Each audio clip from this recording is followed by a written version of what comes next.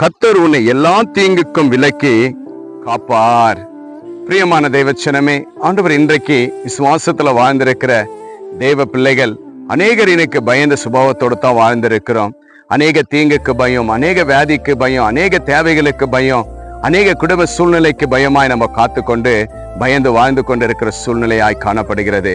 ஆனா கர்த்தராகிய இரட்சகர் இயேசு கிறிஸ்து இன்றைக்கு உங்களோடு பேசுகிற வார்த்தை என்ன என்றால், எல்லா தீங்குக்கும் விலக்கி உன்னை காப்பேன் என்று ஆண்டவர் வாக்கு கொடுக்கிற தேவனாய் காணப்படுகிறார்.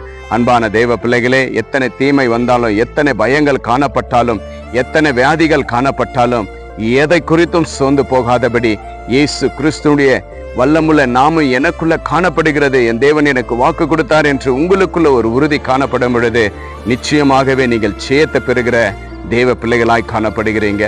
நிச்சயமாக எந்த வியாதியை குறித்து சோர்ந்து போகாதீங்க. ஆபத்துங்கள் வரும் பொழுது உங்களுடைய விசுவாசத்தை விட்டு விடாதபடி, ஆண்டவரே இந்த ஆபத்திலிருந்து என்னை நான் காப்பாற்றுவேன் என்று நீங்க சொன்னீங்களே, அப்பா என்னை காப்பாற்றுங்க என்று சொல்லும் பொழுது கர்த்தர் நிச்சயமாகவே எல்லா ஆபத்திலிருந்தும் எல்லா தீங்கிலிருந்தும் உங்களை ஆண்டவர் காப்பாற்றுகிற தேவனாய் காணப்படுகிறார். ஒருவேளை பெரிய தீங்கு என்னை சூழ்ந்து கொண்டிருக்கிறது, பெரிய பயம் என்னை சூழ்ந்து கொண்டிருக்கிறது, பெரிய இருள் என்னை சூழ்ந்து கொண்டிருக்கிறது என்று சொல்லி கலங்கிட்டு இருக்கீங்களா?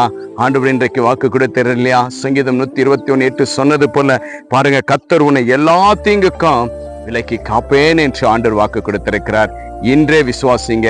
ஆண்டவர் சொன்ன வாக்கை நிறைவேற்றுகிற தேவன். ஒவ்வொரு தேவ பிள்ளைகளையும் கர்த்தர் தீங்கிலிருந்து காக்கிற தேவனாய் காணப்படுகிறார்.